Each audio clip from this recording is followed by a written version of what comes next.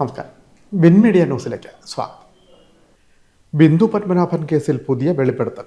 പള്ളിപ്പുറത്തെ സെബാസ്റ്റ്യന്റെ വീട്ടിലെ ടോയ്ലറ്റിൽ വെച്ചാണ് ബിന്ദുവിനെ കൊലപ്പെടുത്തിയതെന്ന ശബ്ദ സന്ദേശം. സെബാസ്റ്റ്യനും കടക്കരപ്പള്ളി സ്വദേശി ഫ്രാങ്ക്ലിനും ചേർന്നാണ് ബിന്ദുവിനെ കൊലപ്പെടുത്തിയതെന്ന ശബ്ദ സന്ദേശമാണ് പുറത്തുവന്നത്. കടക്കരപ്പള്ളി സ്വദേശിനിയായ വീട്ടമ്മയോട് വസ്തു ഇടപാടുകാരൻ പൊന്നപ്പനാണ് ഇക്കാര്യങ്ങൾ വെളിപ്പെടുത്തിയത്. പിന്നെ ഇവനും സെബാസ്റ്റ്യനും കൂടിയുള്ള കളിയായിരുന്നു. അവിടെ സെബാസ്റ്റ്യനായിട്ട് പോയി സെബാസ്റ്റ്യന്റെ കരണത്തിട്ട് അവളടിച്ച് ഇവനോടി നമ്മുടെ സോഡാക്കടയാണെന്ന് വന്നവിടെ. ഇപ്പൊ ഞാൻ പറഞ്ഞു എന്റെ കരണത്തിട്ട് ആരാണ് ഓടിക്കുന്നത്? അത് സിന്ധുവാണ്. ഞാൻ പറഞ്ഞു എന്താ കാര്യം? അത് ഇത് ആവശ്യമില്ലാത്ത കാര്യം അവരടിച്ചതിൽ ഭാഗ്യക്കുറവൊന്നും ഇല്ല, അടിച്ചോട്ടെ. അത് കഴിഞ്ഞ് പിന്നെ ഞങ്ങൾ ആ വീടും സ്ഥലമൊക്കെ വിറ്റതിന് ശേഷം ഇവർ രണ്ടുപേരും പിന്നെ അവിടെ നിന്ന് മാറിയതായി. ഇത് അവന്റെ കിടക്കയുടെ അടിയിൽ നിന്നാണ് ഇവര് മൊത്തം അവന്റെ അച്ഛൻ അമ്മയും കൂടി വെച്ചിരുന്ന കാശ് മുഴുവൻ ഇയാടയിലാണ് വന്നത്. ഇവര് രണ്ടുപേരും വന്നു. എനിക്കറിയാം. എന്നോട് പറഞ്ഞ പതിനഞ്ചര കിടക്ക കൊണ്ടുപോയി. ഞാൻ പറഞ്ഞു സെബാസ്റ്റ്യനും ഇവരും കൂടിയാണ് കളി മുഴുവൻ കളിച്ചു കൂട്ടി. ഇത് ഞങ്ങളോട് പറഞ്ഞു.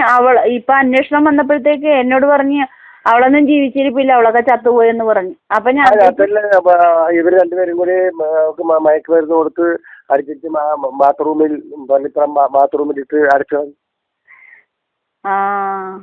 ദേവനും ഉണ്ടായില്ല. പിന്നെ നമ്മളതിന്റെ അതങ്ങനെ തല്ലി പോയി. അവിടെ ആങ്ങള രാമേന്ദ്രൻ അവൻ വന്നാണ് പ്രശ്നം ഉണ്ടാക്കിയത്. ഈ പേപ്പറിലൂടെ അറിഞ്ഞപ്പോ ഞാൻ പറഞ്ഞു നിങ്ങൾ അറിയുക ഇങ്ങനെ ഈ മാടക്കെ അപ്പറയാണെന്ന് പറയണ. ഞാൻ ആ വീട്ടിൽ ആ വീടെന്ന് പറയാൻ ഭയങ്കര വലിയ വീടായിരുന്നു. അവള് ഭയങ്കര മോശക്കാരിയാണ്, ആവാസക്കാരിയാണ്, കൊള്ളിയില്ലാത്തവളായിരുന്നു. പറയാ അത് നല്ല നല്ല ഡീസന്റ് പെണ്ണായിരുന്നു.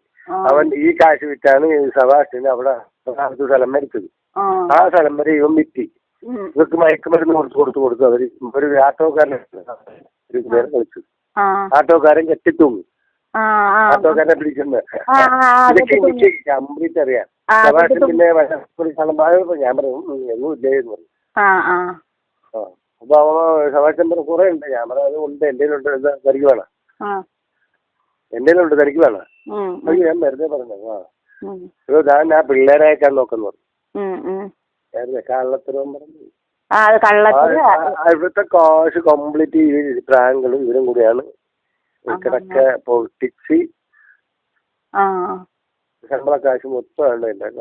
രണ്ടുപേരും കൂടിയാണ് കൊണ്ടുപോയി.